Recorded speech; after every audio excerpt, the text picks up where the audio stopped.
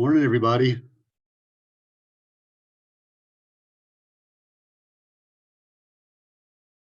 Hey, Brian.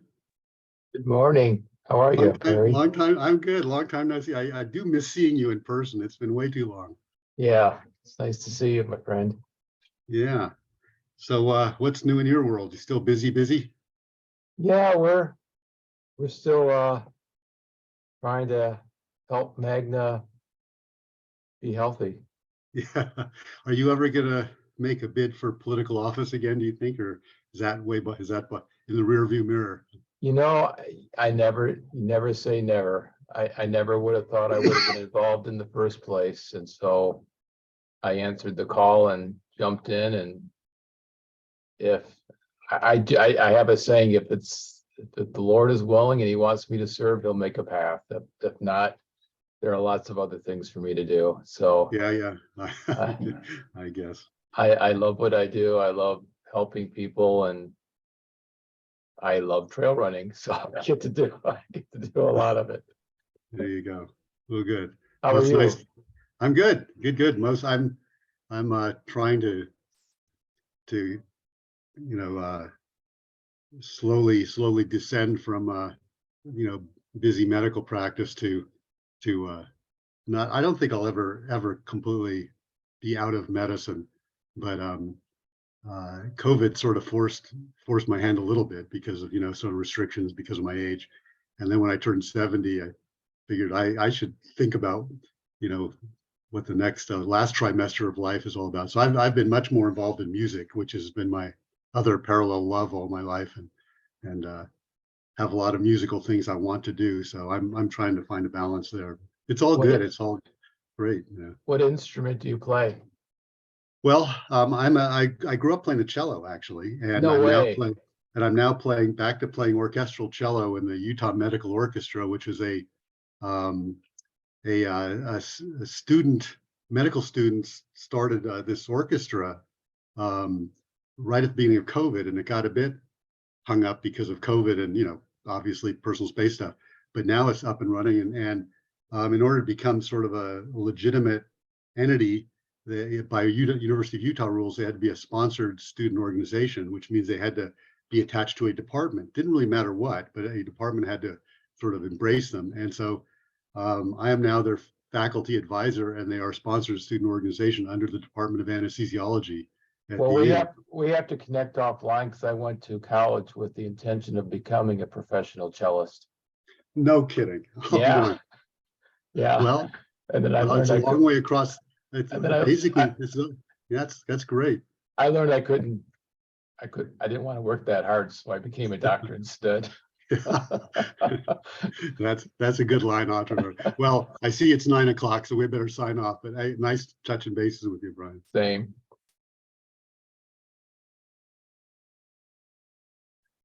Hey, Matt. Hey, Rich. Good morning. Good morning. Jennifer. Dr. Norris. Dr. Hoffman. Boy, we got this. There's Dr. Viner all the way from Nevada.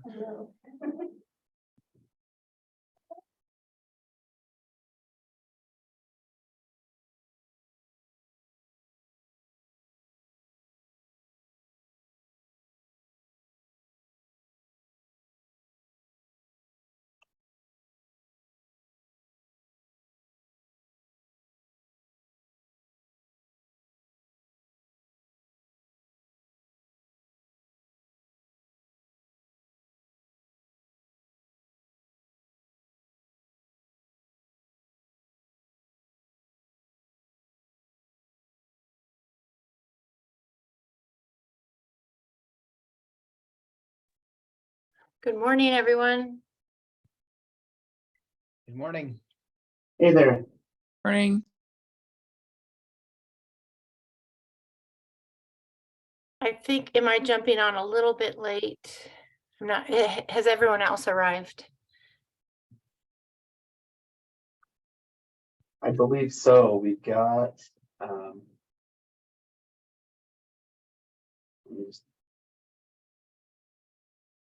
I think I see everybody but Misty. yeah.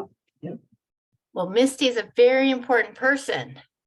Maybe we should give her a couple more minutes. How about 1 more minute? Yeah, that sounds good.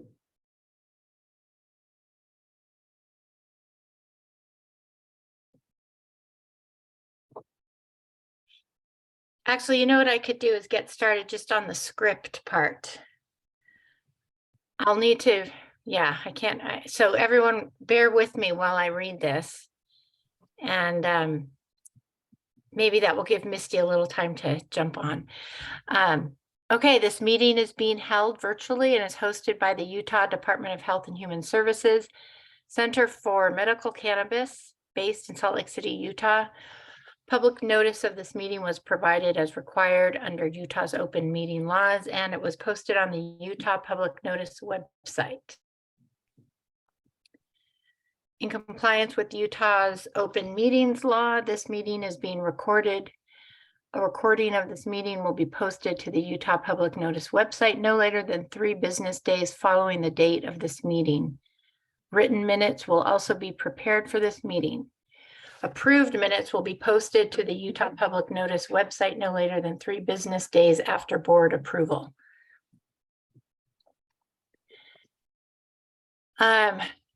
Okay, so the purpose of the board, just by way of reminder, is to review the available research literature and assist the Utah Department of Health and Human Services and Center for Medical Cannabis in their efforts to provide useful treatment recommendations to qualified medical providers regarding the use of cannabis and cannabinoid products for treatment of certain medical conditions identified as qualifying medical conditions. And I don't think I'll read the board members or DHHS staff. A reminder just for the public comment period, which will occur at the end of the conclusion of the scheduled agenda. Please, if everyone could comply with this, the comments will be limited to 2 minutes per person. We'll take comments one right after the other as a courtesy to everyone participating in this meeting. At this time, I request that you place yourself on mute unless you are speaking to the group. Board motions and votes will be recorded in the minutes. We will now turn our attention to the agenda. Okay. Oh, and Dr. Hoffman is here. Hi, Dr. Hoffman. Nice to see you. Great to be here. Okay, well, let's go ahead. I didn't see if Misty landed. I'm sure she'll join us later. And let's move to approving the minutes from our last meeting, which was February. We did not have a March meeting. So let's have a chance. Yeah, just go through slowly and I'll glance at it. Daisha, thank you.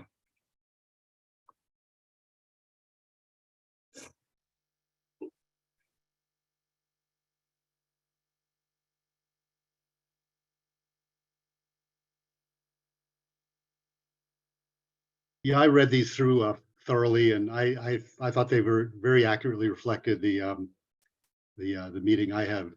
Could find no basis for change, so I make a motion to approve. I'll second that. Great. Thank you, Perry and Brian. Okay, so let's take a vote. All in favor of approving the minutes, please raise your hand or say aye. Aye. All opposed?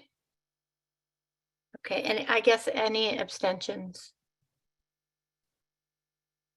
Okay. All right. So really there's just one thing on the agenda. And that's, how do we want to respond to Senator Vickers and colleagues from the legislature who are asking about the use of cannabis in insomnia, cannabis to treat insomnia. I have a suggestion, and then I'm going to put it to the board members to see if they have a better suggestion.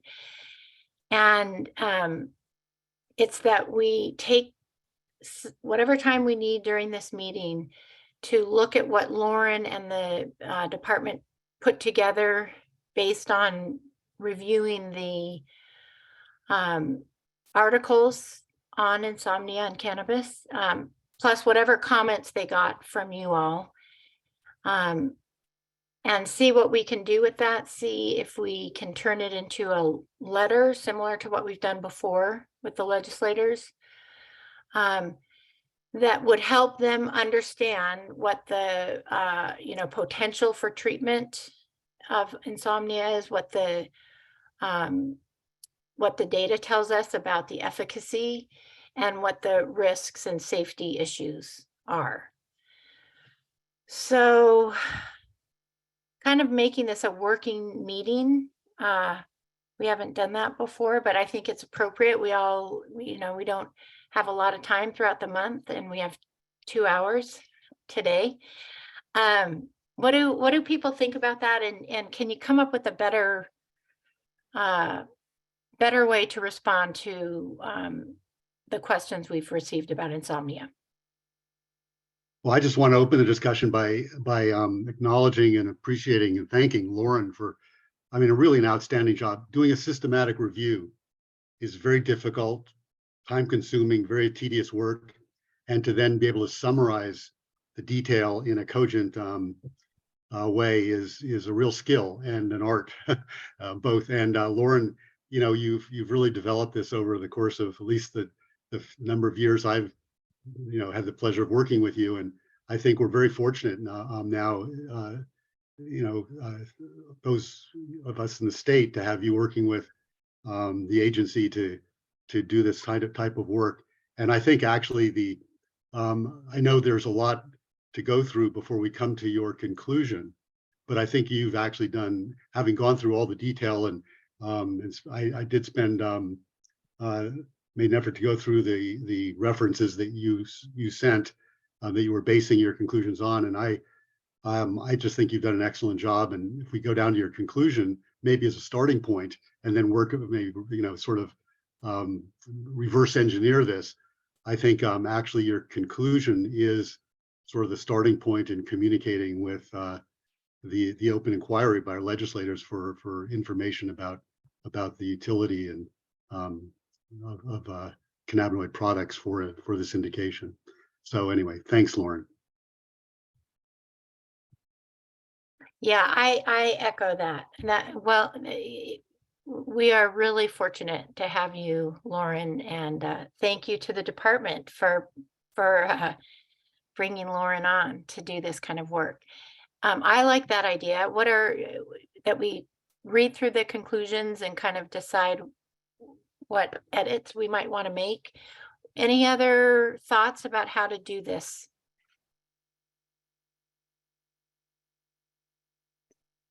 Sounds good. Let's do it that way. Okay, we're on. And I'm gonna abdicate kind of the charge, the lead position in this project right here. So either we have no leader, so we're all the leaders, or someone else can step up and kind of be the point person for all of us.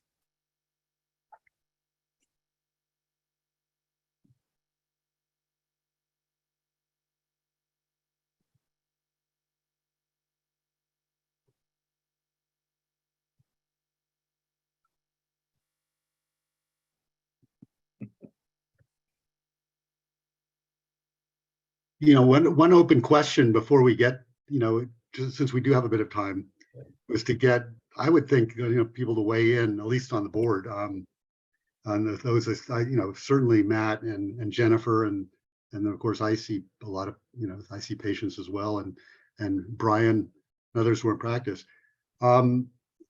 Maybe just to share some of our experience. I know they're all, coming from, we're comparing literature and clinical trials to the limited extent that they exist, with sort of our experiences and what testimonials we sort of get from our patients. But, insomnia is a real challenge. It's really common. Most of the drugs therapeutics, the prescription therapeutics actually for insomnia are really problematic. They've always been. There are no great solutions. There's a lot of effort that most of us, I think, in medical practice make to try and educate and use non-interventions such as mindfulness and meditation and relaxation and imaging and relaxation therapy, etc., as well as to make sure that there aren't underlying physiologic or pathophysiologic problems like silent regurgitation and other kinds of things that are leading and obstructive airways is things that are other comorbid conditions. So it's a big workup, and looking for a simple solution is always, reductionism is always a real problem in medicine, except when it's not, when it's actually really indicated. So I'm just curious, for a few minutes, Matt, Jennifer, Brian, other, Mike, from your standpoint of seeing people in the emergency room and poison control, what's your sort of gestalt of where products like this may fit in just to the scheme of things, with taking in mind sort of the limited data that exists in terms of any formal studies or looking at the fact that there isn't the gold standard of polysomnography has really not been applied to this particular area. Yeah, I'd be happy to weigh in. As family doc in the trenches, I take care of a lot of people that have sleep problems as well as chronic pain issues.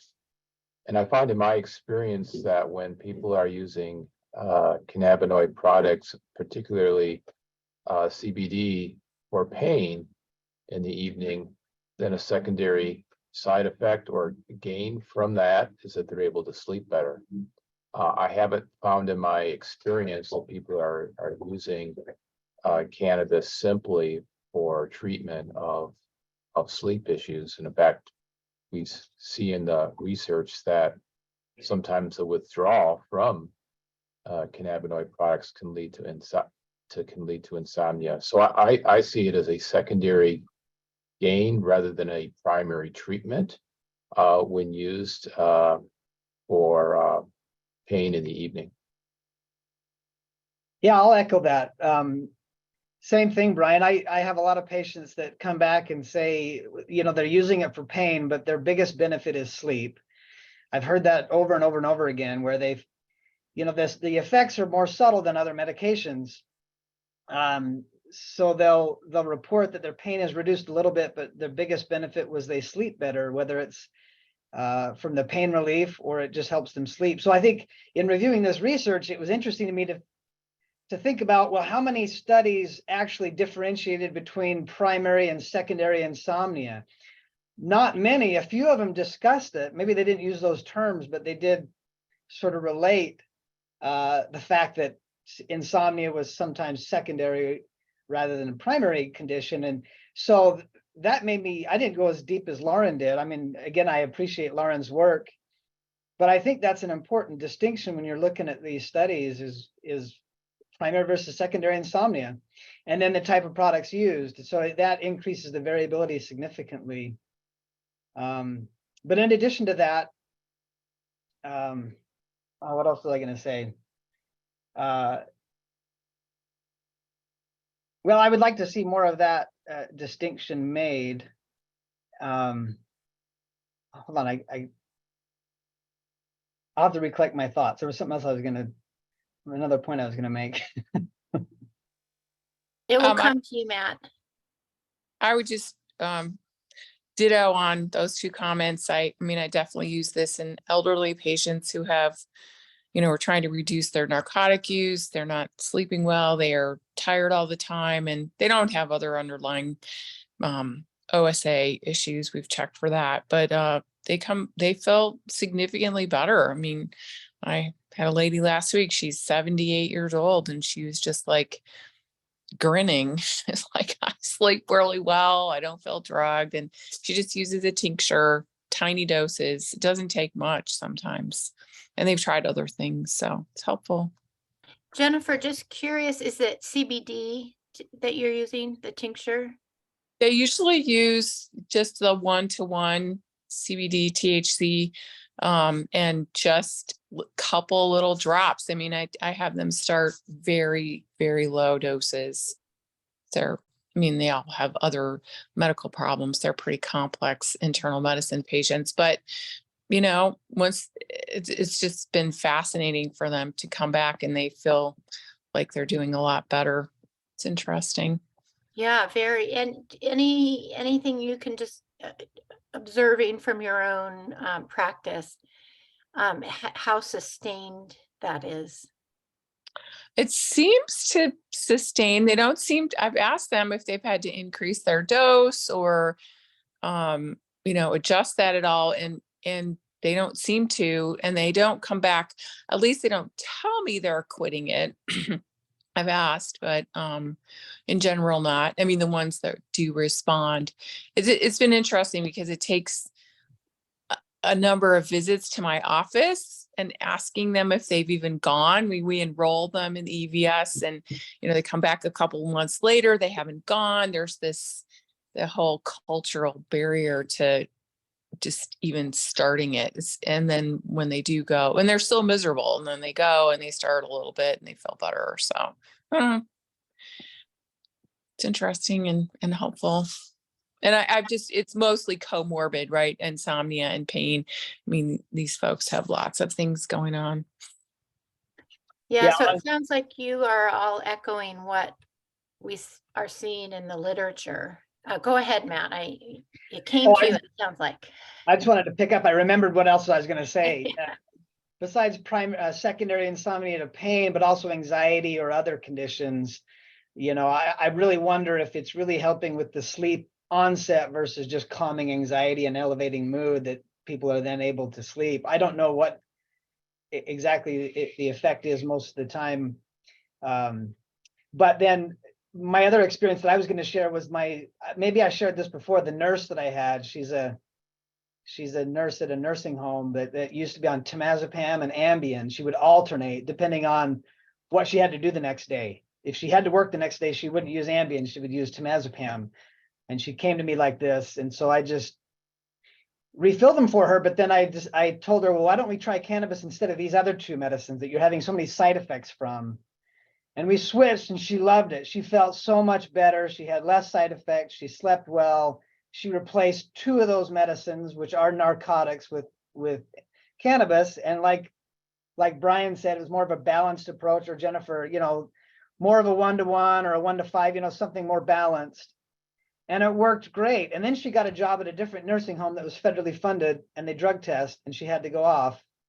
Now she's back on Ambien and temazepam and hates it again, but she likes her job. So You should try CBT. Gold standard for insomnia.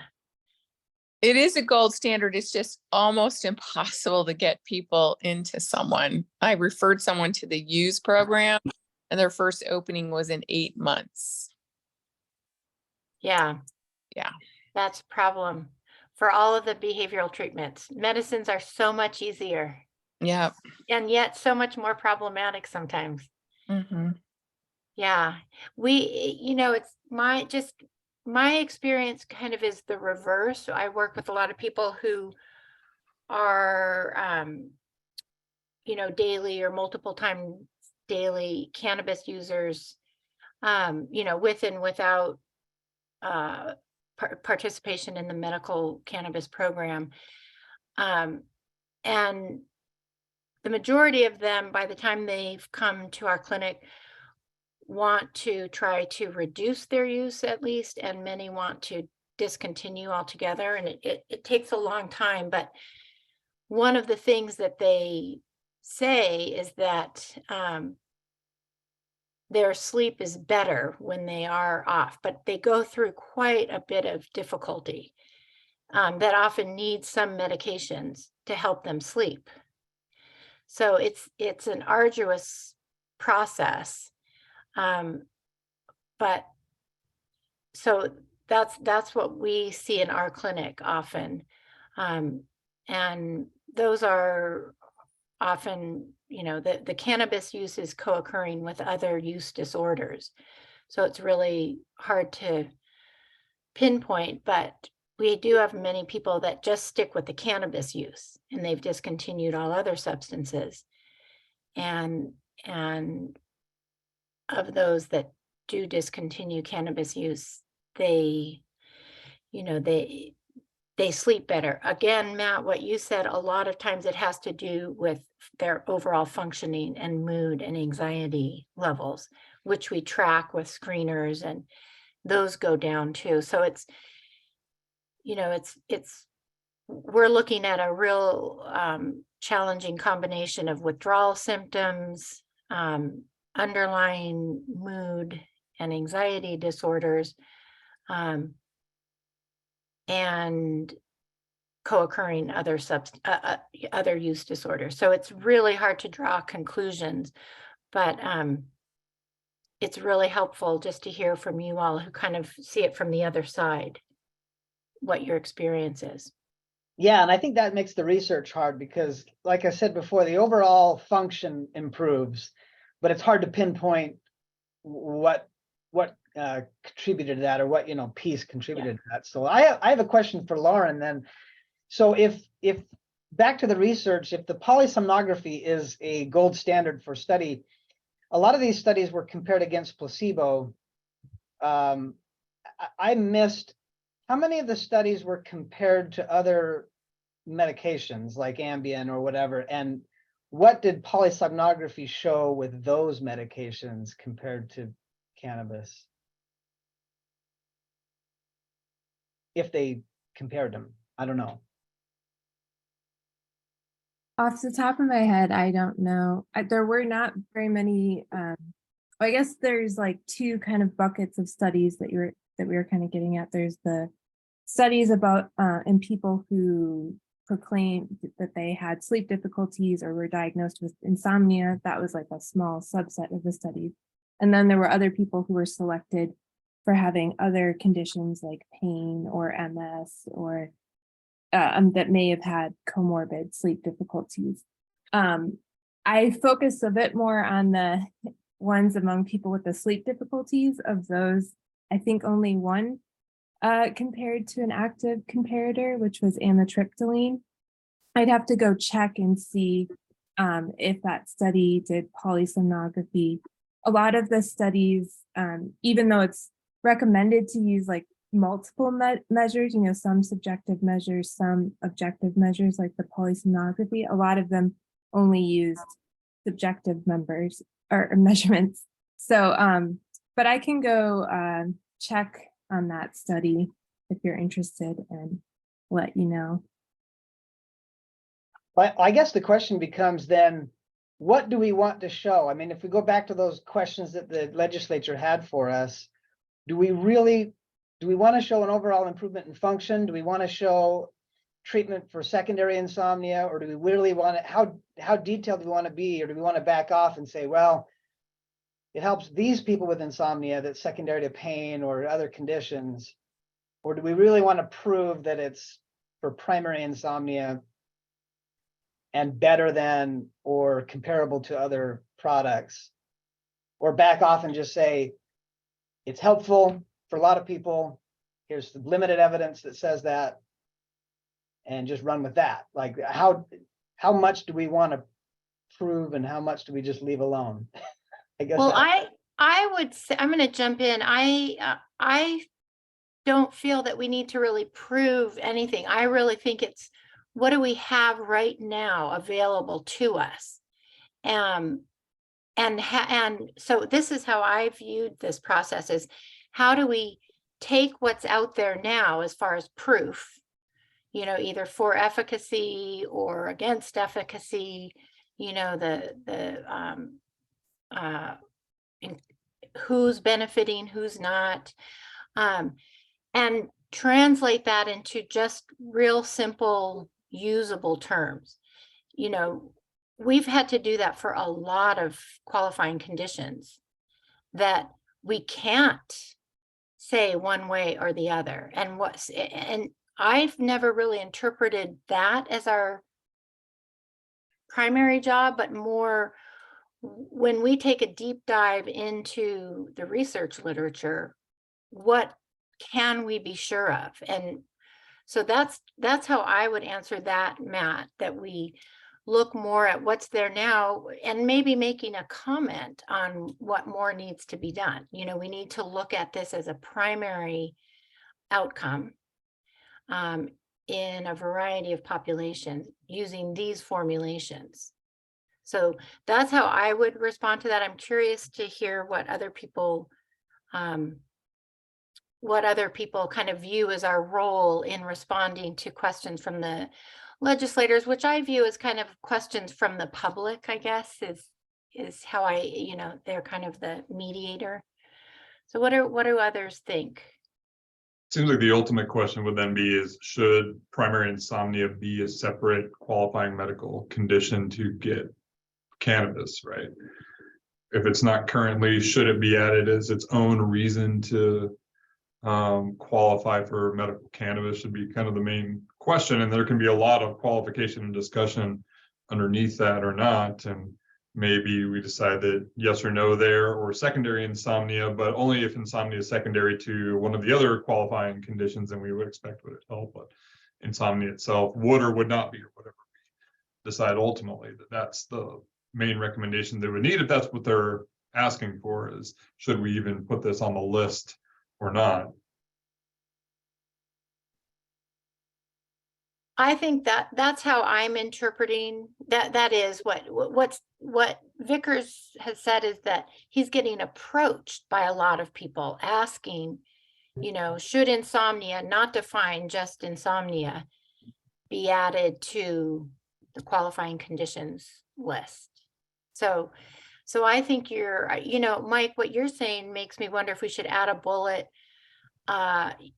you know, just kind of qualifying the insomnia term, and maybe also describing the need to work up insomnia and detect underlying causes. That might be helpful. That, you know, insomnia, it's almost like seizures. It's often a symptom of something else. And so I wonder if it's worth you know, a bullet point, work it up, detect the causes. And that to me ties into what you're saying about distinguishing primary insomnia from other conditions that, you know, one of the downstream effects of having that condition is poor sleep. So it speaks to correcting the underlying condition. Well, keep going. I think this is a great discussion. Well, I agree, Catherine. I think whatever statement we provide, we need to make some kind of distinction that, you know, the evidence is pretty limited for primary insomnia, but there's a lot of suggestive evidence and promise, and certainly anecdotal evidence supporting the use for secondary insomnia. However we word that, I think that it warrants some kind of address, because I know that, well, a lot of clinicians don't, I'll speak candidly, right? That some clinicians really don't distinguish their type of insomnia. They just go ahead and treat, whereas more discerning clinicians might really be more discerning and talk about the differences, but a lot of people may not. And so we need to at least address the difference.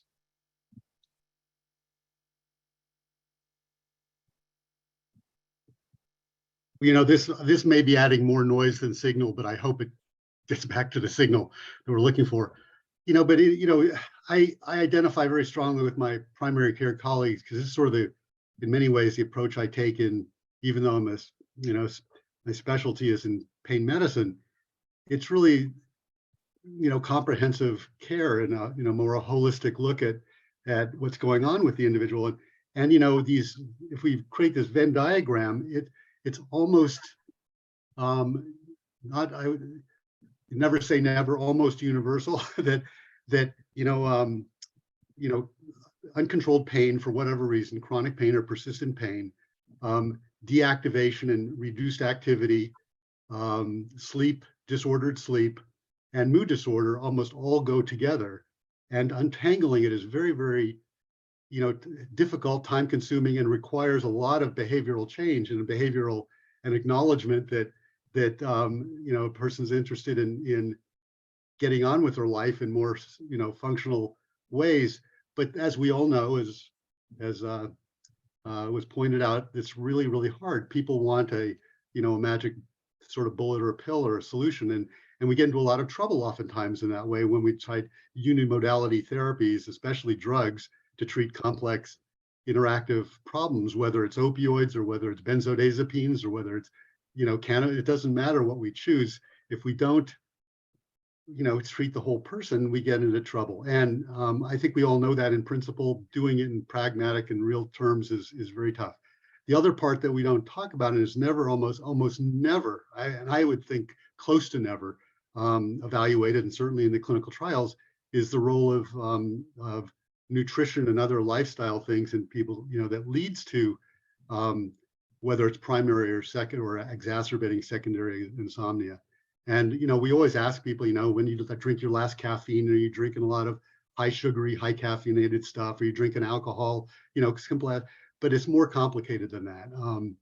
And of course, the modern day life that is oftentimes very sedentary and activates people's, minds so they can't turn them off, but without a lot of physical activity and getting people fatigued so they can sleep, as we were sort of, evolved in 25 million years of fitting in with our physiology in the world. Modern society doesn't work in the same ways. So all this to say, it's far more complicated than do we have this sort of magic bullet in adding to the the pharmacopoeia of what's maybe useful for treating this. And I think that when we come down to the literature, what they're saying is there evidence to support this as a primary indication, as Mike said. No, we know that the conclusion is there's neither sufficient or insufficient evidence. There's moderate using the evidence scales, the NASM scales. There's more evidence to suggest that certainly cannabis, in the way it's been used, is more problematic in terms of adverse effects, although they're not serious or life-threatening. But there's moderate evidence to suggest that. There's less evidence to suggest benefit, but that's not going to make anybody happy to hear that. I don't suspect. But that's also a function of the dose and the way it's administered. And most people in my that we've heard from you guys, and in my experience too, where people seem to get derived benefit either from secondary or primary problems, especially with initiating sleep, is with very low dose THC and either 1-to-1 or a little higher dose of CBD, comporting almost exactly with our guidelines, starting with 1 to 2.5 milligrams of THC and 2.5, 5, 10, 15, 20 milligrams of CBD. And then of course there are all the other cannabinoids that we know some are more sedating than others. But that's not necessarily how people go out into the marketplace and obtain whatever they're using. And that is a whole separate issue. But I think where we can be helpful and useful in this is by at least in a very succinct way, suggesting that most of the indications that are out there already, the qualifying conditions, if secondary insomnia is a part and parcel of that, then treating the primary condition may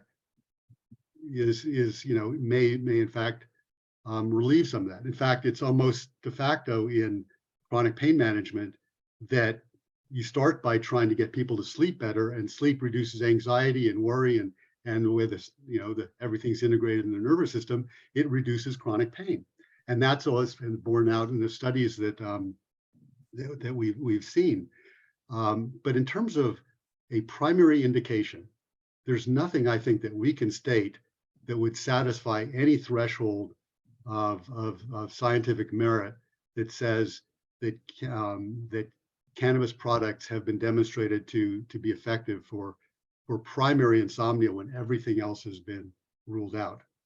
I think that would be a real stretch of science and evidence at this point. Again, that's not going to satisfy a lot of people, but the caveats are really important then, about where, in fact, low dose, or ultra low dose THC plus CBD, at least in the admixtures that we have available, in the marketplace, may be useful as an adjunct. Yeah, and I think,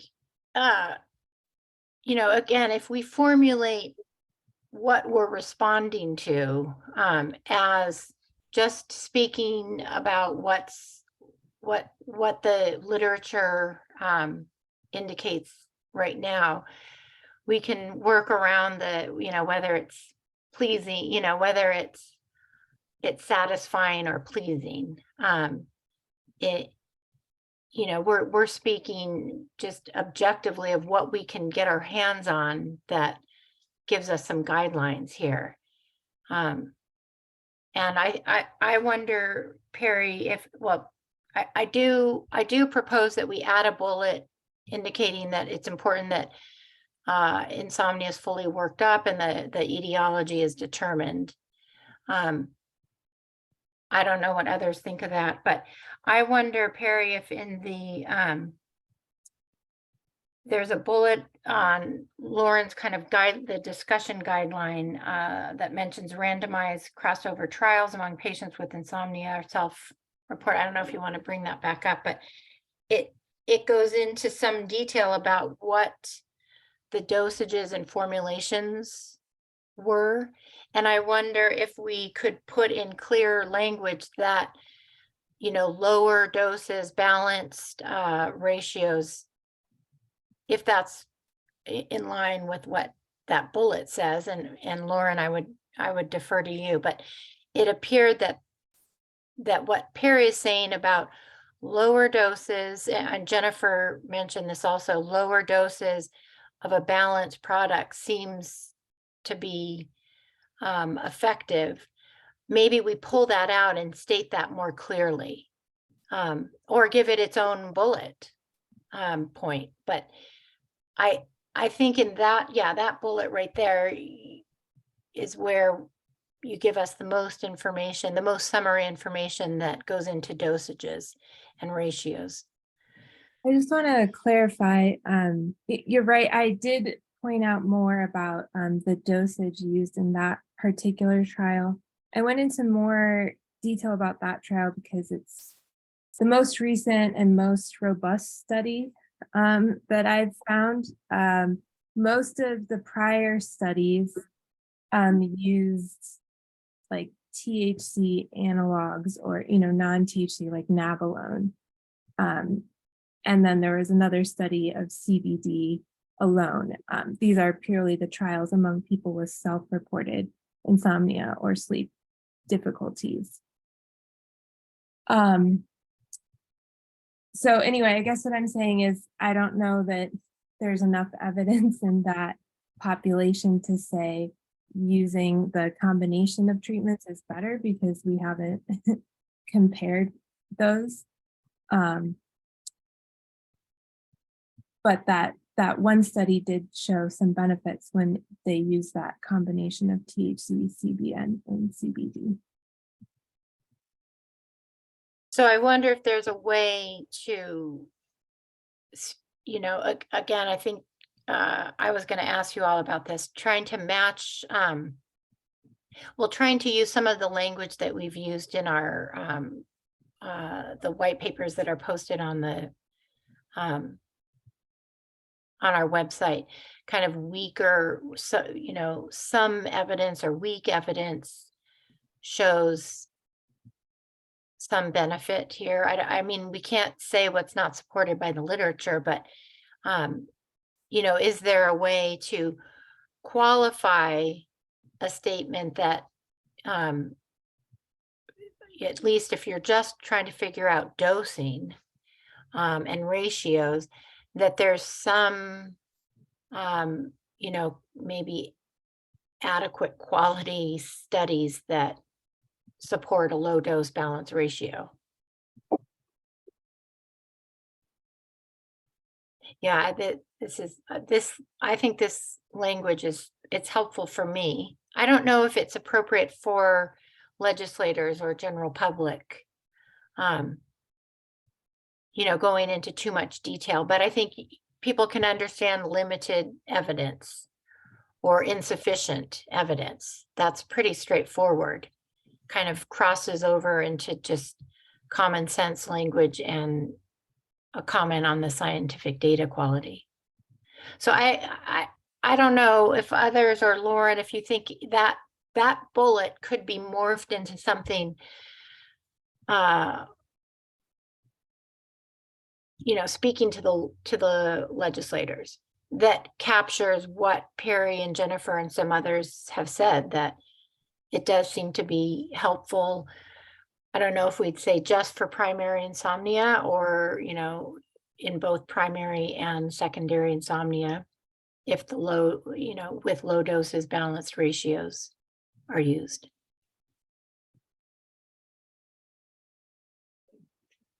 Well, I think, Catherine, I like that. I think that we should state clearly what the evidence does show currently, but then add those caveats or those bullet points like Perry suggested beneath it. Like, you know, there were limited studies that didn't control for such and such, you know, primary versus secondary insomnia, cannabis naive versus experienced users, you know, all sorts of problems limited by power and number of participants. There are all these limitations, but a lot of them said initial results are promising. I mean, it's, you know, we have enough anecdotal evidence to suggest, well, this is worth studying.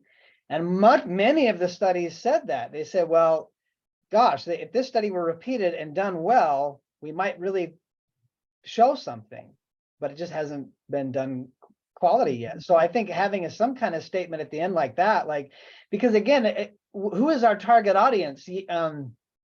Yes, the general public, yes, the legislators, but really our guidelines are for clinicians, right?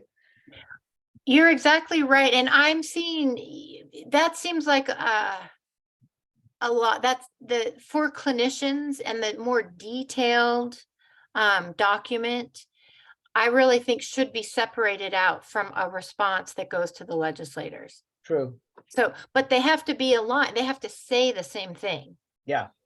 So that's exactly how I was thinking about this, Matt, that we have one body of knowledge that Lauren has helped pull together and summarize, and two very different audiences. And I think, you know, maybe we're doing it backwards. Maybe we should be working on the more detailed document that I picture going to providers, maybe sitting on our website, going into educational tools.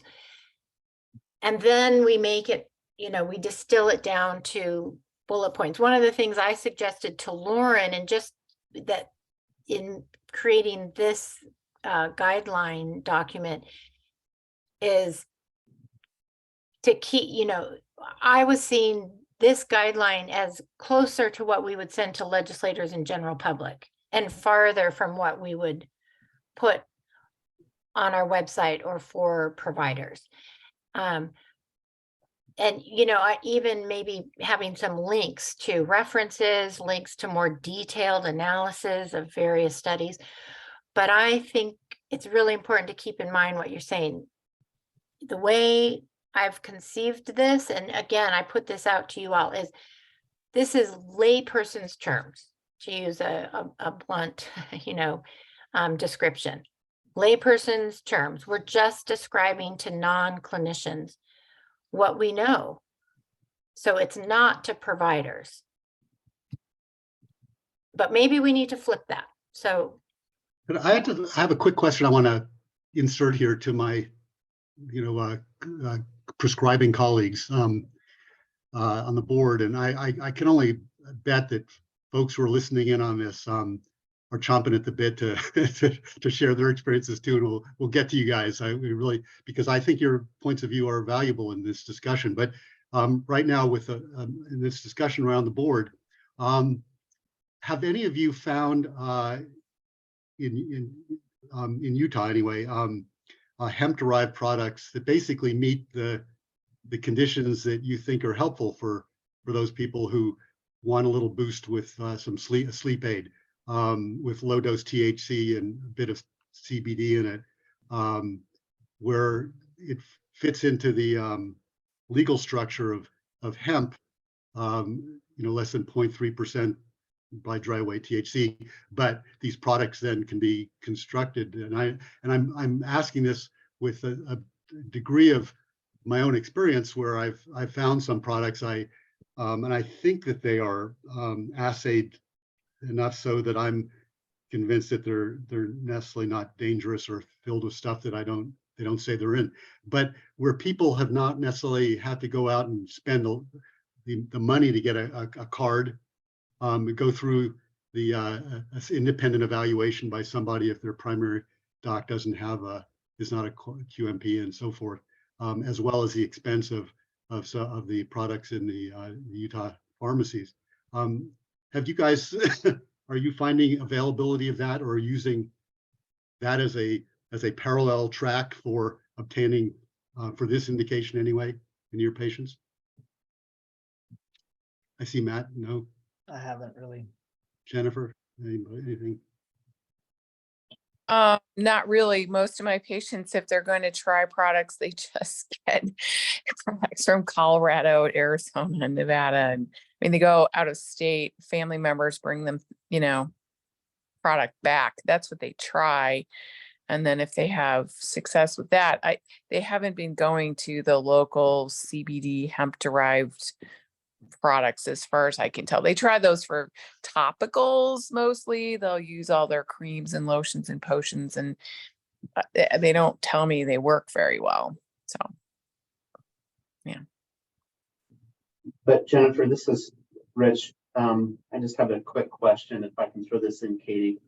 The products that you find that they do choose out of state, based on what they tell you, are those hemp products that are federally legal?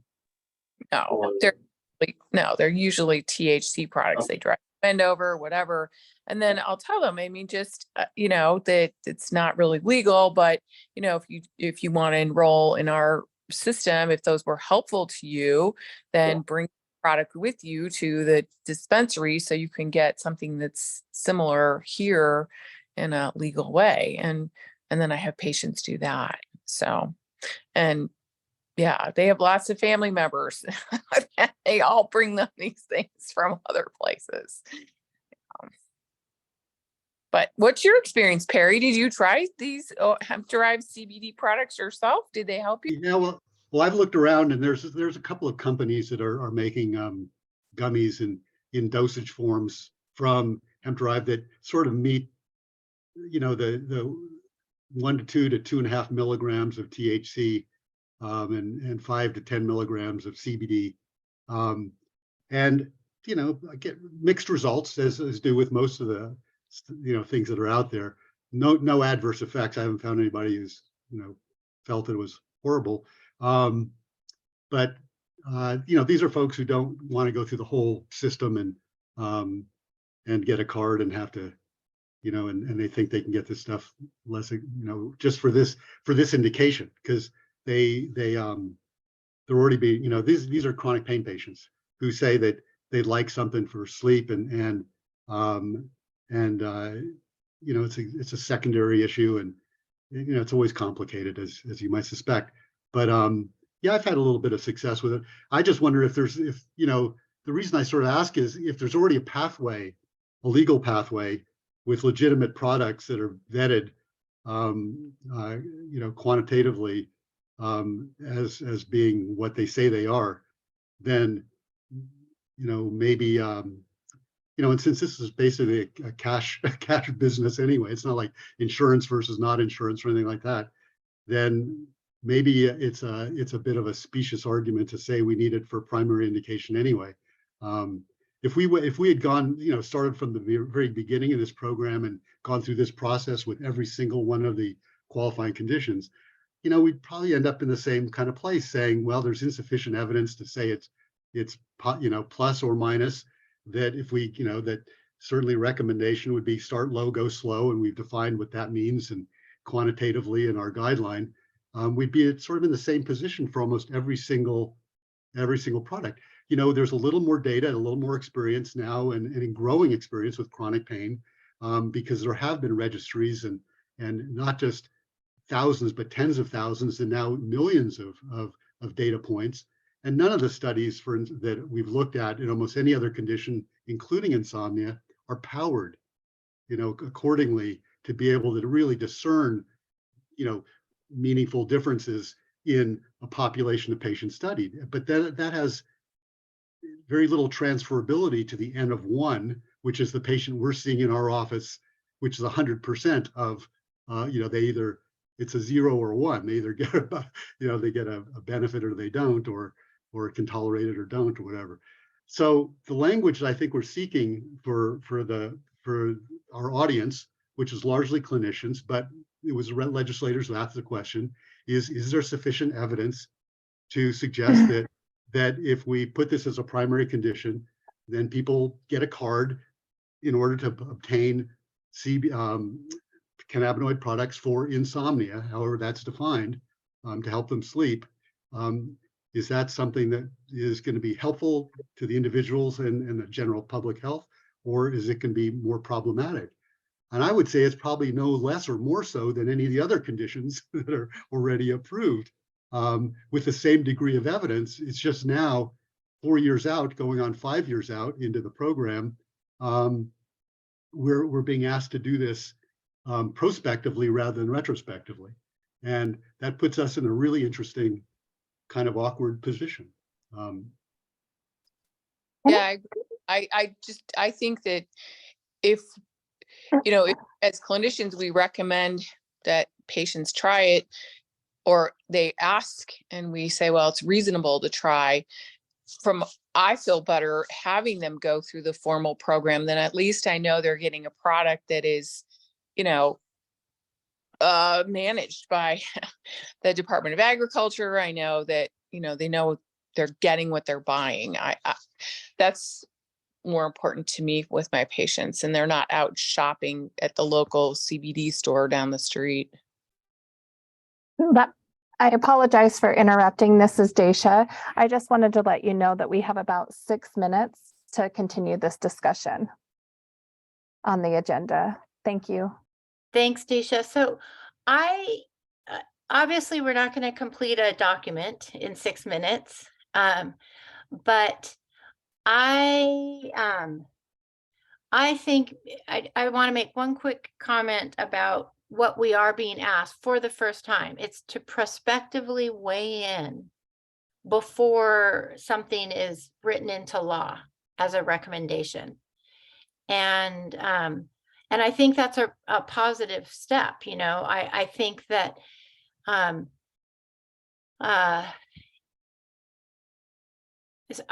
think that's a positive step. I'm not sure that I agree, Perry, that it's awkward. I think it's disappointing that 4 or 5 years in, we are exactly where we've been. More research. We need a formulary that we can operate off of that standardizes doses and products so that we can do this research that shows what the benefits are and what the risks are. But again, thinking about just responding to the legislators, which I really would like to do, but before, our next meeting, have something that we could finalize. I think we just need to state the facts. And I would propose, and maybe I don't know what Lauren's time is, but maybe we could ask Lauren to alter this kind of guideline and put it into a 1-page, still with bullets, but summary for the legislators. And we lead with what Matt said, is that, in addition to needing to determine the etiology of the insomnia that the patient is struggling with, we just say straight out, that There's mixed results in the literature that does exist. It's low power. We probably need to use a different term. You know, it's limited in its reliability. All those qualifications, you know, and more research is needed, you know, because there is, based on the literature that exists and based on anecdotal experience with patients, there's promise. I'm comfortable with that. I don't know if that's too informal for what we're used to doing, but I really would like to respond to the legislators. You know, expose the ugly truth that we don't really know. But I would still like to do that. I think not responding is more problematic than responding with well, you know, we still don't really know, in my opinion. So I would really like us to ask Lauren, and maybe we can all chip in on kind of converting those bullets into, you know, general public If we need to, but letters. Oh, sorry, I- go ahead, Perry. I think you were cut off for part of that. oh, I would say we can be actually, can you hear me? Okay, thumbs up or? We can hear you, and just so you know, we have 2 minutes. Yeah, that I think we can summarize this very succinctly by saying that there is a lot of anecdotal evidence from clinicians who are experienced treating these patients that there may be some derived benefit of very low dose THC or balanced with CBD for patients for what is generally called by patients called insomnia, which is difficulty initiating and maintaining sleep. But this is in the face of an insufficient evidence base. And again, remember, we're the research review board, insufficient research and scientific evidence that suggests there's either benefit or absence of benefit. That is sort of our statement. And I think based upon that, lawmakers can decide whether, and clinicians who read this, whether they want to, you know, lawmakers, first of all, because that's what we're responding to, Katie, right? That they believe that's justifies putting this in as a qualifying condition. But then that language also, hopefully, I doubt it, but will be read by some clinicians who say, okay, I get it. And some of my peers out there feel that it may be helpful, so we can try it. But I get it. There's absence of evidence, as there is with most of the other conditions. But hey, it's worth a go. And as long as I follow the patient and monitor them and start low and go slow, it's kind of like everything else. So I just think it's simply a statement about the experience of clinicians finding it of potentially value with very low harm index if you start with low doses, but there's insufficient research evidence to support a recommendation for either for or against is as much as we can say at the moment. And that's a very simple document and a very simple conclusion. I like that. I'm going to propose, Daisha and Rich, that the board donates 5 minutes of their board comment time. And Rich, you donate 5 minutes of your legislative update time. And because we're now at the 2 minutes that Daisha gave us, and we get 10 more minutes. Are you okay with that, Rich? Certainly, yep. Okay. Okay, so Kind of like a go ahead, Mike. opposite comment to that of it. It sounds like that recommendation is kind of stepping away and asking the legislatures to make a medical and scientific decision on whether something should be recommended or not, based kind of on a wishy-washy statement. And that we should be the ones who gather all that and then say, well, in our opinion, based on all this evidence, either it should or it should not be a simple yes or no. And if there's a separate thing that we want to establish as guidance about secondary insomnia and identify insomnia and then work it up and then use cannabis to treat these other conditions that contribute to insomnia, then that can be a separate thing. But if we're going to let the cat out of the bag and a brand new qualifying condition is insomnia, and now everyone who feels like they can't sleep goes and asks for medical cannabis without any thought as to where it comes from, then asking the legislature to make that decision doesn't seem to be the right thing. They asked us to make that decision. And Well, if Mike, they haven't let me- done that let in me- the past, then we get to Yeah. run with it now and say, all right, we're the experts and we're going to make a decision on exactly what we're going to say, either yes or no. And Yeah, not I kind have of to leave it say, as a messy, unqualified statement. I Yeah. agree, Mike. And Perry, as you said, they don't have to listen to us. There's nothing written in law, but right. our recommendations have always been based on, you know, if there's insufficient evidence or mixed and contradictory results, that does not make a qualifying condition. Yeah, So I'm sorry, I have to say, I agree Well- with what Mike's Well, saying. I apologize. I didn't articulate my point well enough. What I was saying was the research that exists is insufficient to either state that it's beneficial or not beneficial for insomnia. You But know, I think based upon taking- that, we can't make a positive recommendation and say it should be included. Maybe that didn't come out clearly. I Well, don't that's think just a softer way of saying, I think it's a softer way of saying, we don't recommend that it be, at this Well- point in time, be a qualifying condition. That's what I'm hearing, and yours is a softer way of saying what Mike said. Yeah, like, I don't think I disagree with you, Perry. They're like, the answer is no, and the Yeah. answer is no because there is insufficient evidence to support it, even though there is some Right, things I mean, you have could some leave- promise right. here I that yeah, I could mean, I be can- helpful in the future. Yeah, Mike, I mean, you could lead by saying, no, we've come to the conclusion that there's insufficient evidence to conclude this, and you could start with that. But we're not the FDA, because we're not in a position of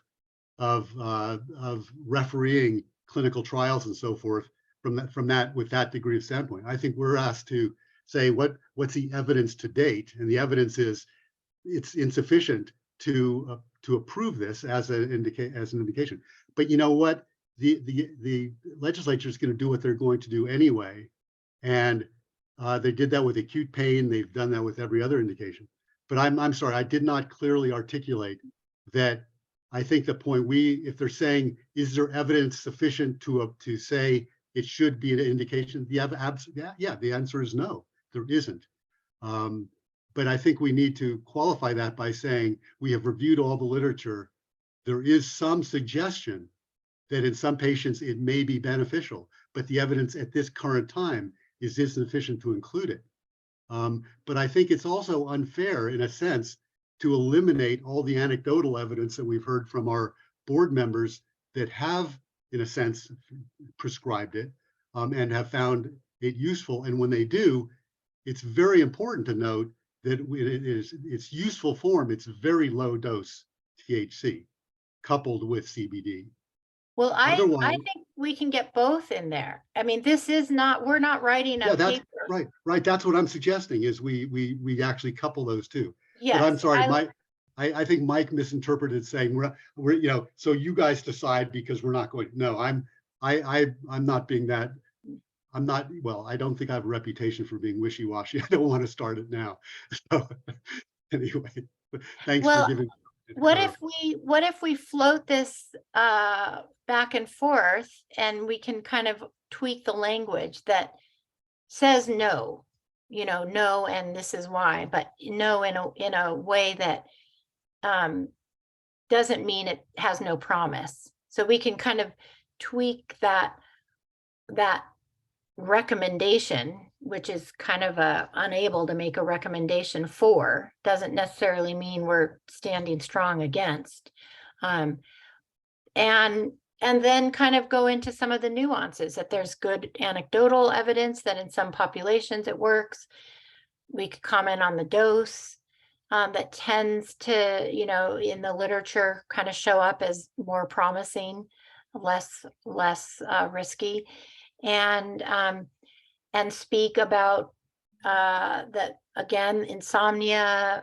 I think it's important to include, not just a reminder that insomnia is a symptom of many conditions. It's not always a primary condition, and that withdrawal from cannabis can mimic insomnia.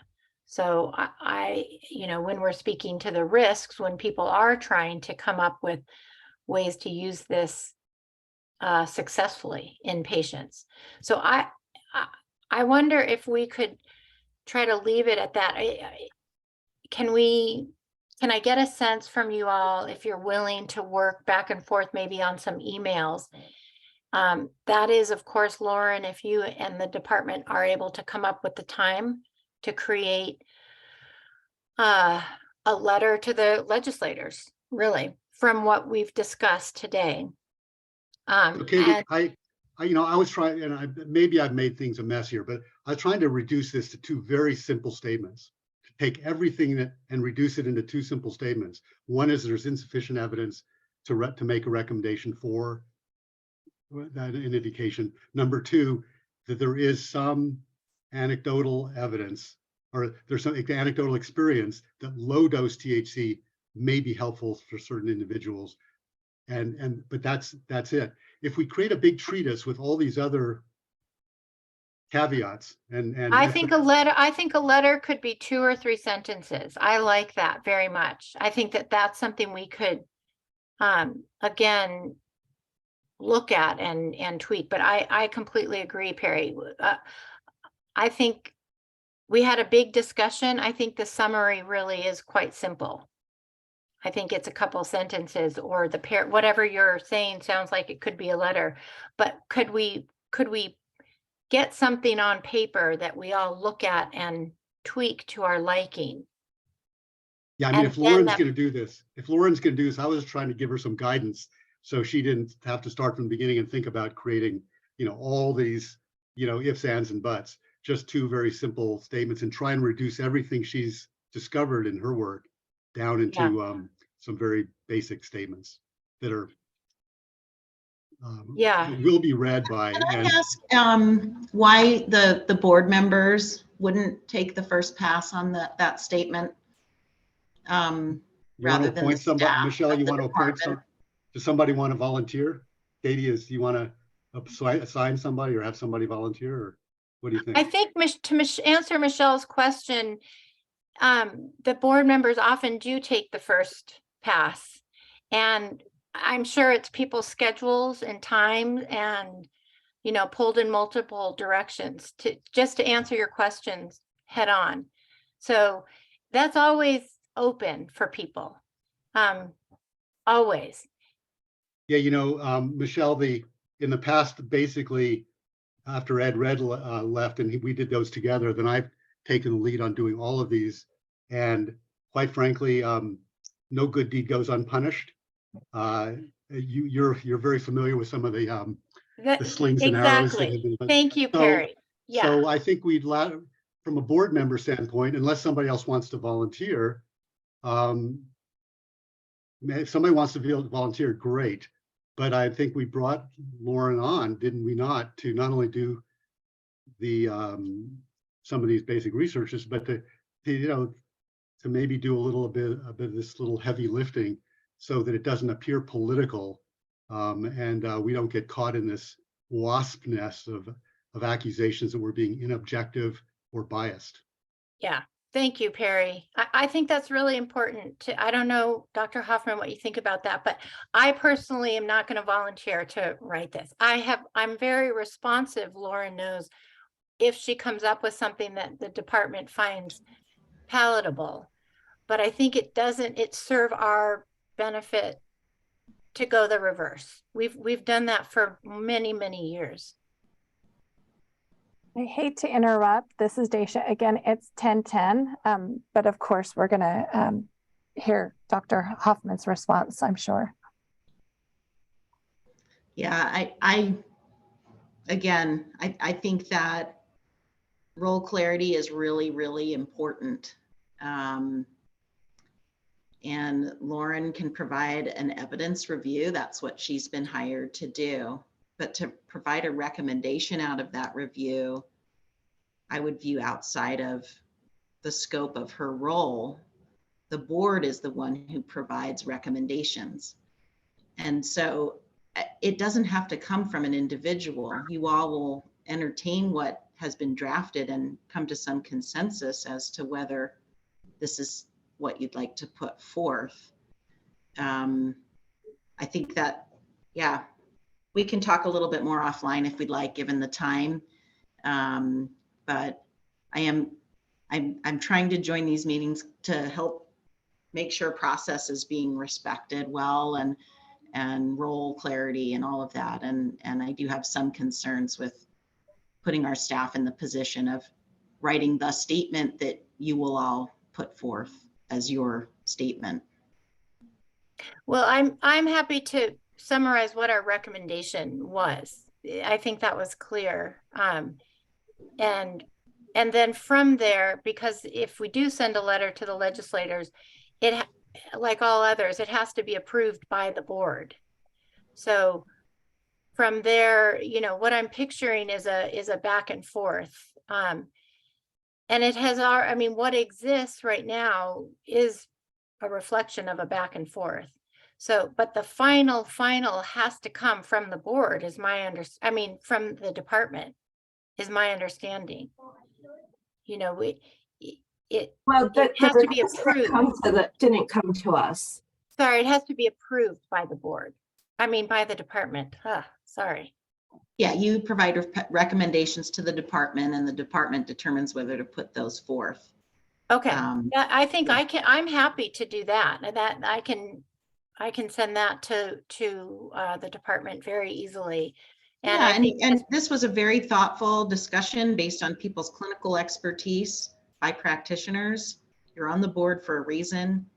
I think it's critical that you reflect your perspective, your collective perspective in the communications and then we determine if there's risks to us or to the state in some way of putting forth that recommendation to political leaders. But I don't anticipate, based on this discussion, any hesitation. It's a very rich and important discussion. So great. Well, I'm happy to do that. I will send it to all of the board, and as well as Lauren, Sarah, you, and Rich. And that will get us started, and we'll see where it goes from there. Dr. Carlson, it is 10:14.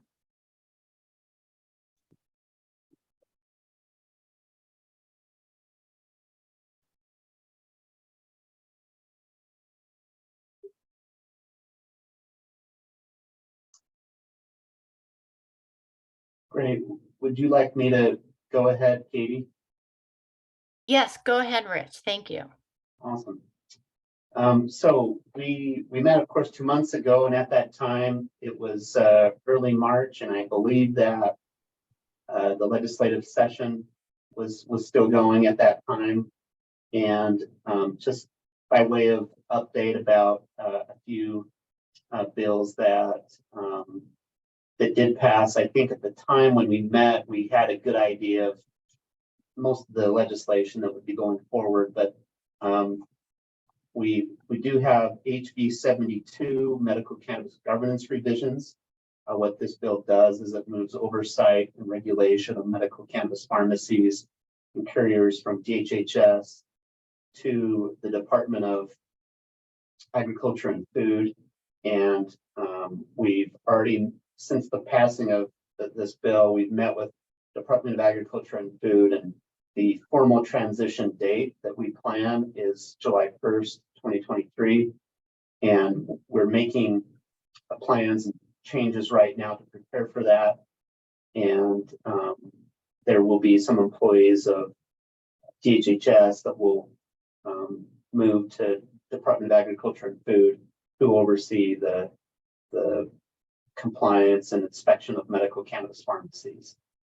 And also, HB 72 created a 9-member medical cannabis policy advisory board, and this will be staffed by the Department of Health and Human Services, by us, and this will be composed of various stakeholders that include a medical provider, a medical researcher, a patient advocate, medical cannabis card holder, and some representatives of the cannabis industry, law enforcement, and a public member. And we did send a notification about this opportunity for individuals to serve on that board.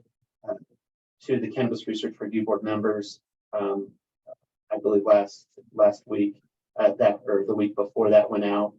And so if any of you are interested in serving on that, you're welcome to submit the application and respond to that online application. We'll be reviewing those applications. We'll begin that review next week. The deadline to apply for that is this Friday. And we extended the deadline just to give people a little bit more time to apply if they were interested. But we're very excited about this board. It'll be a good opportunity to have a public forum that'll have an opportunity for us to get input from stakeholders and for stakeholders to learn from each other, and for this board to make recommendations to lawmakers and to state agencies regarding policy that impacts patients and the industry and providers that participate in the program. So that gives you just a little bit of information about HB 72. There is another provision in there, I will add, that states that based on the Cannabis Research Review Board's evaluation of the safety of a medical cannabis product, the board may provide a recommendation to the Medical Cannabis Policy Advisory Board regarding restrictions for a substance found in a medical cannabis product. If that substance is based on the board's review felt to likely be harmful to human health, or if that substance is associated with a substance that is likely to harm human health. So that's just a little provision of HB 72 that does impact this board's responsibility.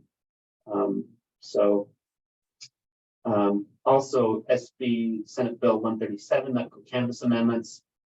I'm going to try to be brief so I can make sure we include enough time for board comment and other items. I'm just watching the time real quick, but SB 137 extends the medical cannabis card issuance period from 6 months to 1 year. It also increased the medical provider's patient cap from 275 or 600 patients, which it is now, to 1.5% of the total number of registered medical cannabis patient card holders. And I believe that ends up being our number of medical cannabis card holders is 65,000. 1.5% of that, I think, is like 900. So it expands or increases the number of patients that QMP could take on. But a little provision of that to keep in mind is if a medical cannabis provider or if a medical provider receives payment from an insurance plan for services, then the patient cap does not apply. The patient whose insurance plan was billed, it would not count toward that 1.5% patient cap. So I think we'll see more clinics choose to bill insurance for that reason, and get on the insurance panels and ensure they're giving the patients that benefit of being able to cover at least some of the costs of that visit with insurance.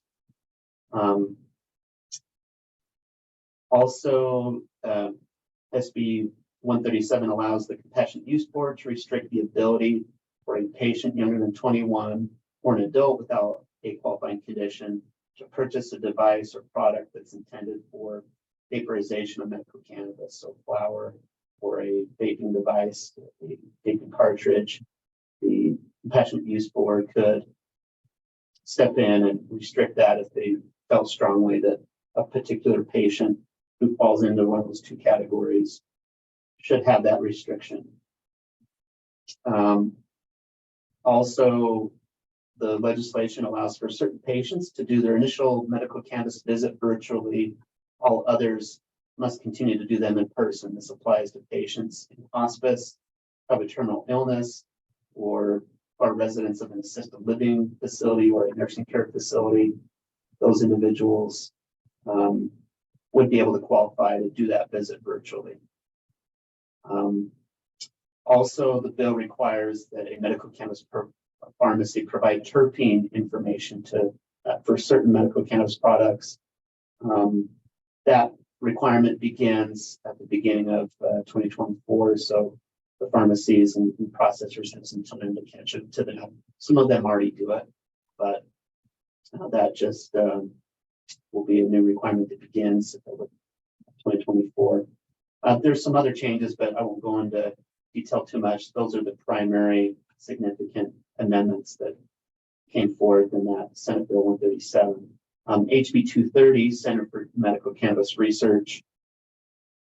That created the Center for Medical Cannabis Research within the University of Utah, and it establishes the duties of the center. It allows the center to use funds from the Qualified Patient Enterprise Fund that includes revenues from fees that we get in our program, and it allows us to help launch things at the University of Utah for this center to get going. And we've got some meetings coming up with the University of Utah that work out more details regarding how that will work. But we look forward to coordinating with them on the creation of that center. And it'll take some time, no doubt, but I think it'll be a good start. Also, Senate Bill 91, that is the Medical Cannabis Regulation Amendments Bill, sponsored by Senator Vickers. That is the one that allows the Department of Agriculture and Food to ban ingredients and medical cannabis on recommendation of a public health authority, such as DHHS. So ingredients that have been a concern in the past include the synthetic cannabinoids or artificially derived cannabinoids that aren't naturally found in cannabis plants.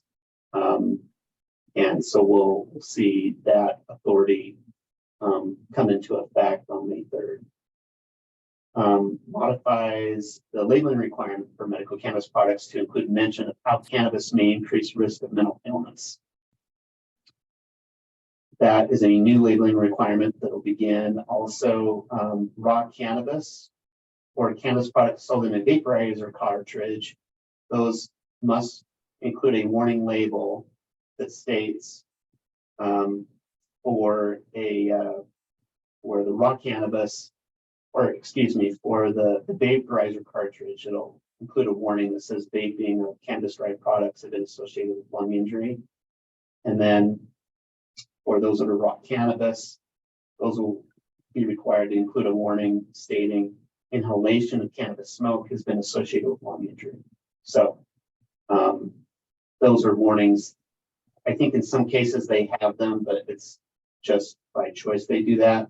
So the law, beginning on May 3rd, it'll require that those appear on products that are being created by processors and sold to pharmacies to sell to the public. Okay, so that gives you some of the highlights of the legislation, and majority of these changes come into effect on May 3rd. Are there any questions about any of that legislation?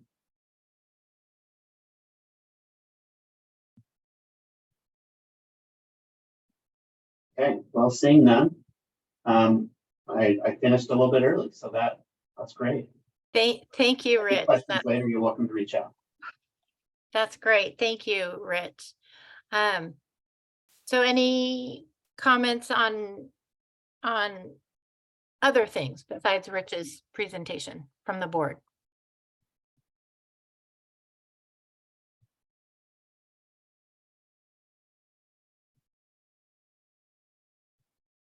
I'm just wondering if Mike, any updates, Mike, on the public safety side of things?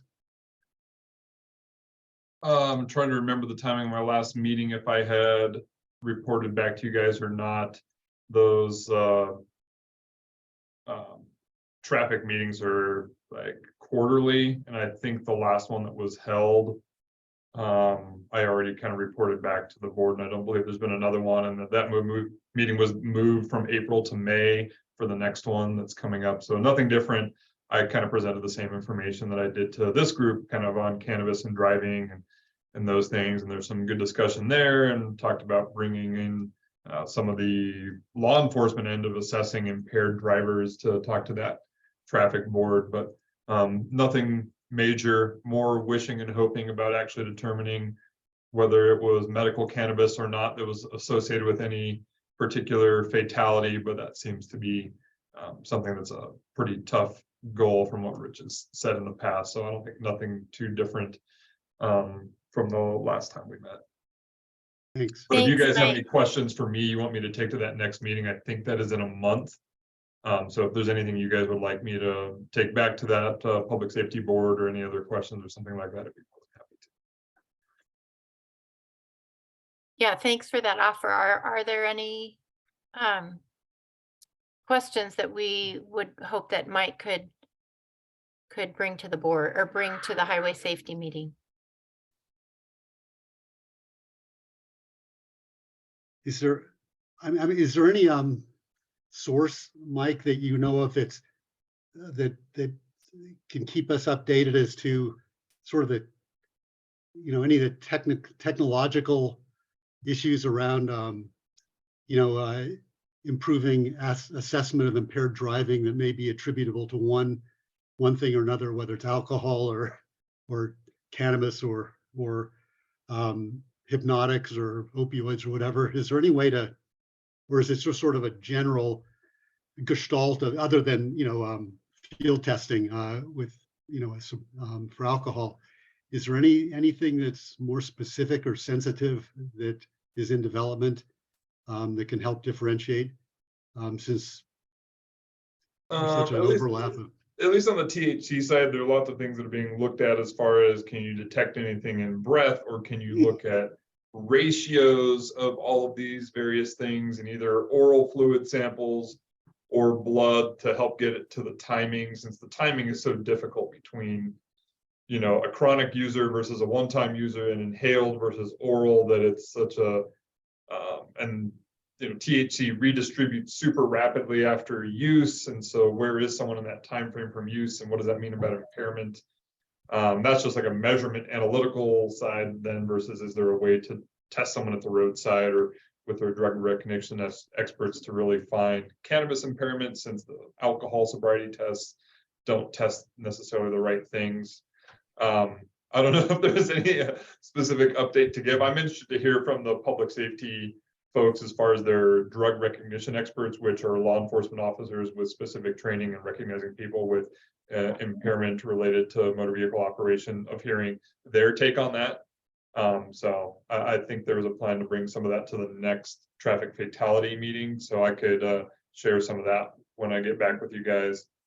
Certainly that's part of things I do. I'm, do expert witness work too on interpreting, drug concentrations and what would the effects have been for a patient at a particular concentration. So that's certainly up my alley if you'd want to hear more about that. But I think some of that will be discussed at the upcoming traffic fatality meeting. That'd be great. Thank you. Mike, should I was we only going to add, Katie, that kudos to Rich and his crew for really an outstanding newsletter. This last newsletter was really comprehensive and included a lot of really useful information. I don't know, Rich, if you want to extend those any individuals, but you're sort of the point person, so I point out to you to say thank you. And with that, I know the guideline, the dosing guideline was included, and I wonder if you've had any feedback at all from any and all constituents, whether from the patient advocacy side, from the clinician side, from anybody who's bothered to look at that, if you've had any feedback or thoughts from that contribution. Yeah, just really briefly, and Sarah Pons can touch on this as well. And I think I need to emphasize the individuals responsible for getting that newsletter out include Danielle Conlon, our outreach specialist, who's presented to this board in the past, and also Sarah Pons helped with that as well. So thanks to them for making sure we provided some helpful information in there. And we did send some specific emails requesting specific input and just feedback from some of the pharmacists and from some of the providers in the industry. that do a number of consultations with patients, obviously, and they're familiar with the literature out there and some of the anecdotal information out there that's helpful as they guide patients. And as they provided input, I think one thing we knew would happen is when you create a document that brief, that there's always things that aren't emphasized, or just by nature of having a document that's brief are left out.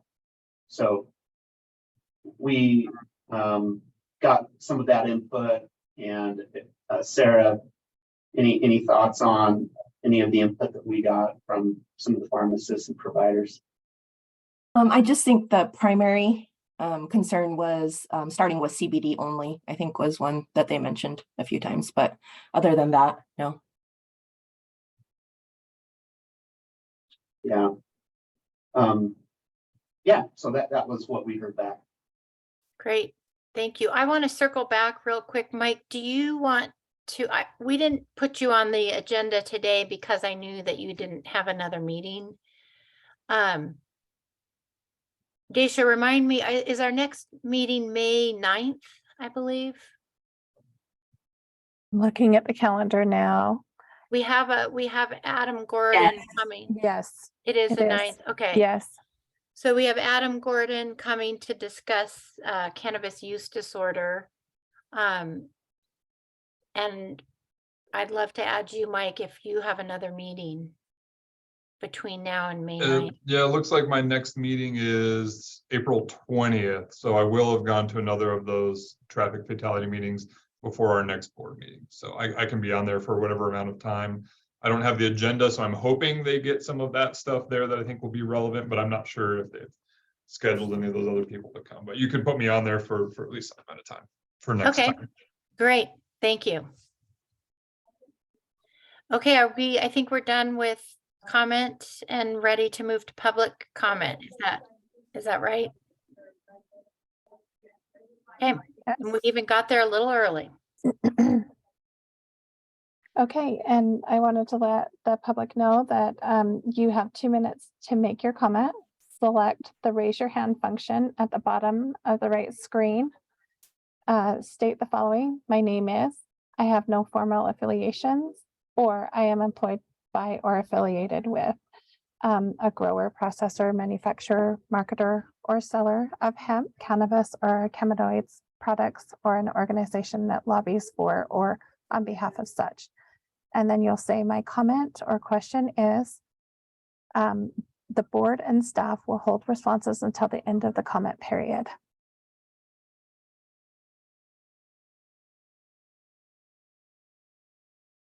I see Mark Viner has a hand raised, but Daisha, I think you have better angle on who are you? Can you call people to share their comments? Because I have a limited view. No problem.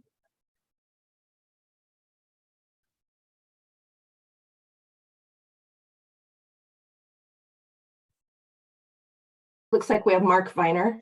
Go ahead, Mark, you can start. You're still muted, Dr. Viner.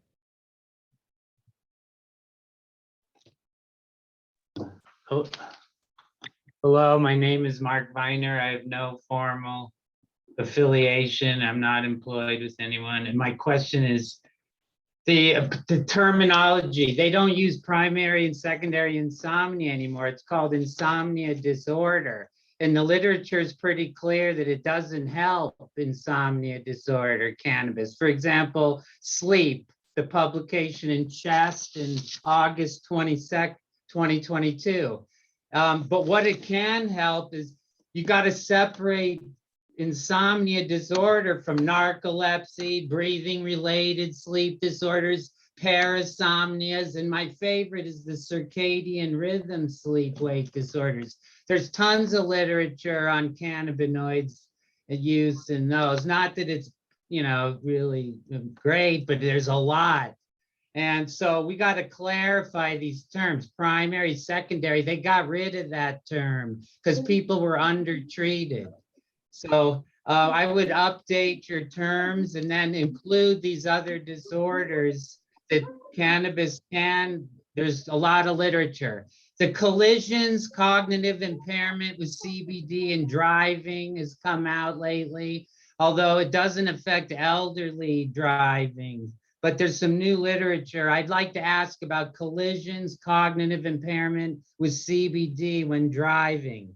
And then, let's see, that was, there's oh, cannabis use disorder. The problem is tolerance and withdrawals occur with therapeutic use. So they have, those are two criteria to diagnose CUD. So they got to change the whole way they diagnose it, if you follow that. Thank you. I love your meetings. Have a good day.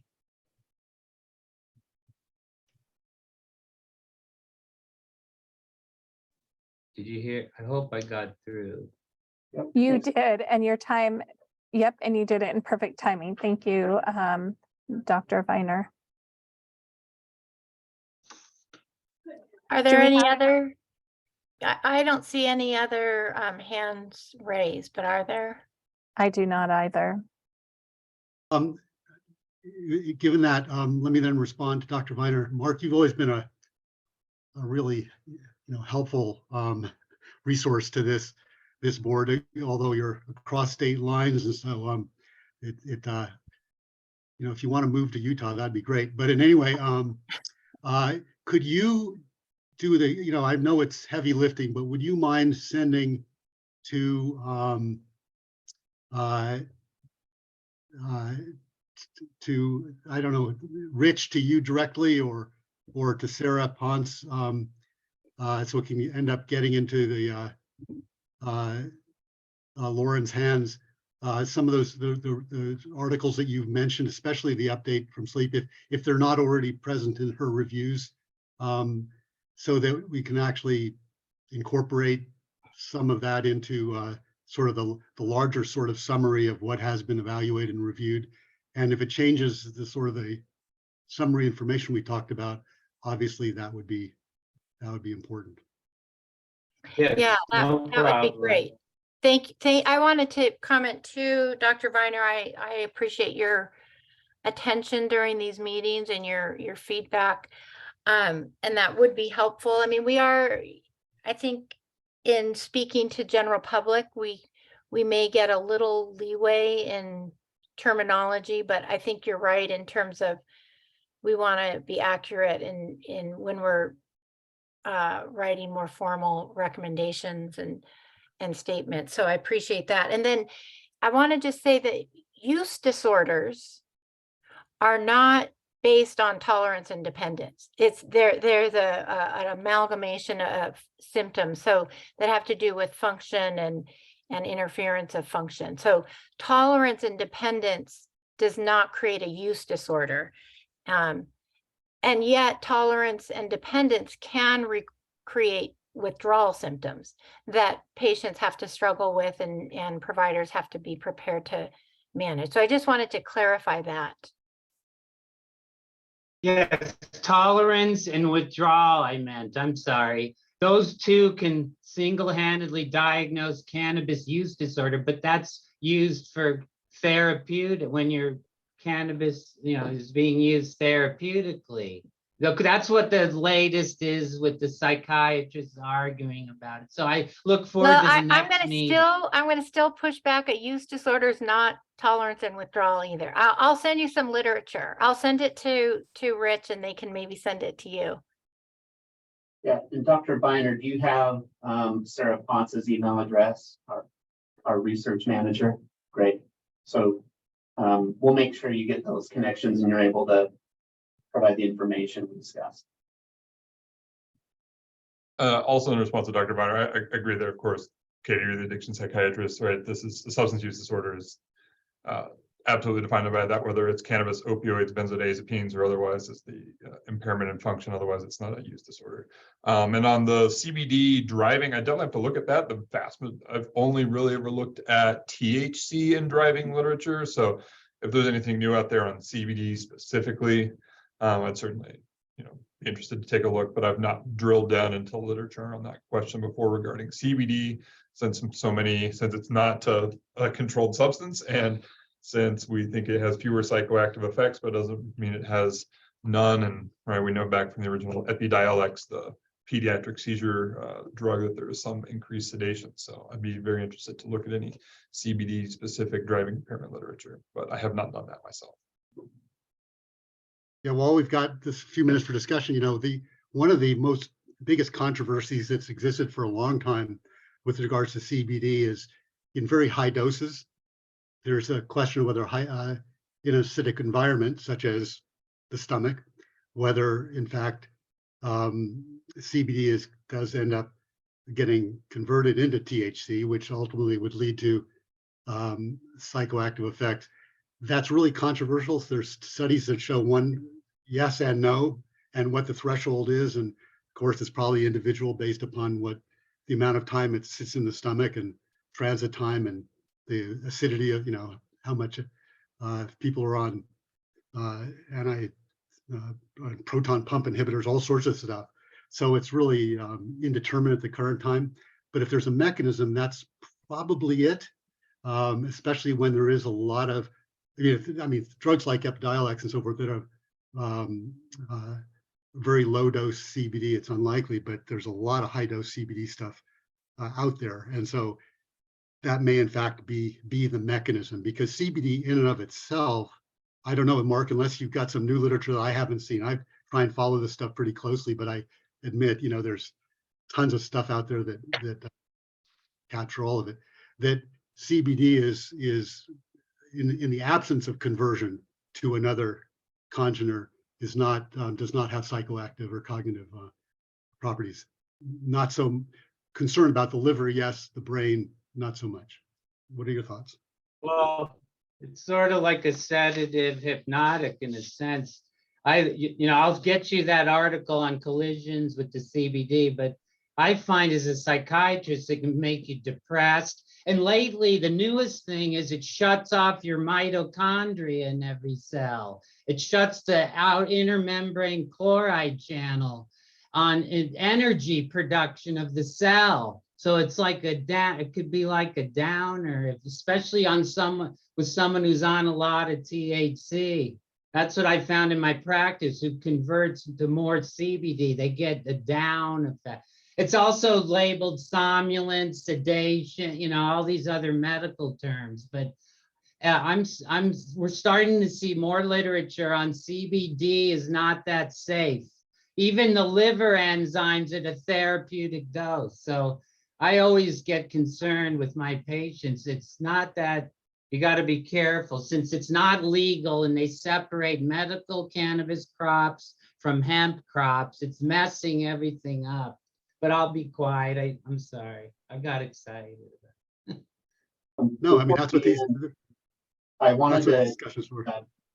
if I could, Katie, I just wanted to check with Dr. McKiff. I know Dr. McKiff presented to the Utah Academy of Physician Assistants during the past month. And I wanted to, is that okay, Katie, if he just shares a little bit about how that went? Okay. Yeah, it was fun. I presented a basic presentation on the endocannabinoid system and basic use of cannabis, mostly for, inexperienced clinicians, kind of an introduction and the basic dosing guidelines and whatever, our guidelines that we've shared. And it was well received. I had fun doing it. It was well received. I had a lot of questions after, people asking about how to use it, if it's been successful. In reducing opioid dependence and other things. Some guy asked about using it in conjunction with naltrexone, low dose naltrexone. Like, well, I haven't really thought about that, but that's interesting. But I think there's a lot of questions out there, and I think I had more detail than I needed. I think I should use some more clinical case studies or scenarios where it could be useful to kind of give people a picture of, well, I emphasize that patient selection is one of the things I think is the most important. We've discussed this you know, when we talk about indications, I think selecting the patient is, and if they're ready for that kind of treatment and how to use it, it's important. But I think it went well. I don't have any, they didn't give me any feedback if people rate your presentation. I don't know if they'll do that or not. Well, great. Thanks for doing that. And I know it was helpful for them to have you there as someone that practices in that area in St. George and also is a member of our board. And, Matt, how many people attended your talk? Oh, let's see. I don't know. It was in the big ballroom at the Dixie Center here. I don't know if you've been there, but it's the big ballroom. So maybe 50, 60, 70 people. I don't know for sure. Did anybody raise concerns? Has anybody had any issues in their practice that are overtly positive, overtly negative, anything in between that, or on those extremes that sort of generated any discussion? Well, I had them raise their hands if any of them were cannabis providers, and only 2 or 3 were. And then somebody asked about dementia, and I said, well, that's a complex issue. So that's really hard. Treating dementia itself is difficult. But again, it requires a lot of interaction and follow-up and communication with the caregivers. But that was the only thing. And I mentioned that, you know, if cannabis, some doses can induce psychosis and so can dementia. So that's problematic. So I find that it's not as useful. And I think we have a recommendation on dementia on our website, but that was it. There weren't a lot of negative experiences brought up. great. And then just by way of information really quick, Katie as well, I'll be presenting to the Ogden Surgical Medical Society in the month of May. They host an annual medical education conference there in Ogden. And Dr. Mark Babbitts is also presenting as well on, I'll be presenting on medical cannabis law, and Dr. Babbitts was invited by the Ogden Surgical Medical Society to present on the endocannabinoid system and similar topics that Matt presented on. And so that is just coming up in May. Excuse me. Rich, you know, you made me think about when you mentioned Dr. Babbitts and yourself giving that talk. There was a nice summary of the Compassionate Use Board in the newsletter, which is really helpful. I wonder if, you know, you might make a comment or two for the board here, as well as those listening in, about how that Compassionate Use Board is being met, who's on that, how that's going to go forward in the future. And if we, for instance, a decision is made based upon our recommendation, that sounds like where we're going, that there is insufficient evidence to include insomnia as an indication, that there still is a route that people can seek through the Compassionate Use Board, and that should not be forgotten. It is an alternative approach that people who feel that they may need relief in that way can at least, you know, make their case. Yeah, I'll ask Sarah Ponce. She of course meets with that board once a month, and I think she'd be best prepared to give a brief report on how that's going. Yeah, so what we do for the Compassionate Use Board is we typically try to come up with what a list of standard treatments would be for a condition to satisfy the statute requirements for review for the board. So we had a few insomnias, and so what we look for is maybe they've been tested for OSA. Have they tried any, you know, over-the-counter or prescription medications? Do they have a sleep hygiene system? Those types of things. And then based upon their medical record and all the, you know, the trials of standard treatments, then they determine whether or not THC would be good for trial for them. Sometimes if there's interest to see if it is helping, we will give them a 6 months renewal requirement. So when their card goes up for renewal, they have to send us a new updated SOAP note from the QMP that kind of tells us what they've been taking, how they've been taking it, and how it's helped alleviate their symptoms that they've requested it for. So that's kind of how we do it on the board there for all of our conditions that come through. We have multiple pediatric providers, an epileptologist, a psychiatrist, endocrinologist, and then also a hemonc provider, pediatric hemonc on those boards. And so with all that knowledge, we kind of come up with our criteria. And that's how we review those cases. Did that answer your question? Great.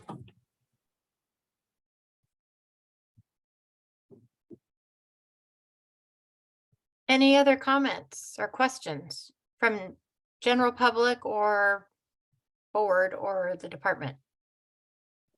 Looks like Mike has a comment.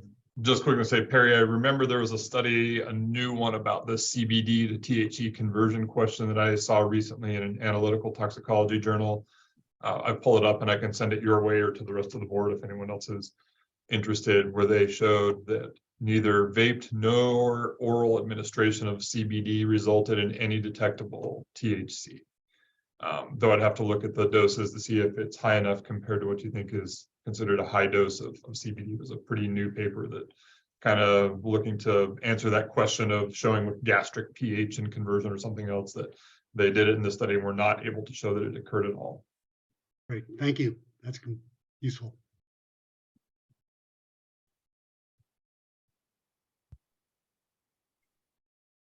Okay, I think oh, go ahead, sorry. I was just about to say, I don't see any other hands raised. Okay, I think we're ready to adjourn. Does someone want to make a motion? I think we need a motion. This is Misty Smith. I move to adjourn. Second. Okay, thanks, everyone. Have a Thanks, good everybody. rest of your day. Take care. Thanks. Fair.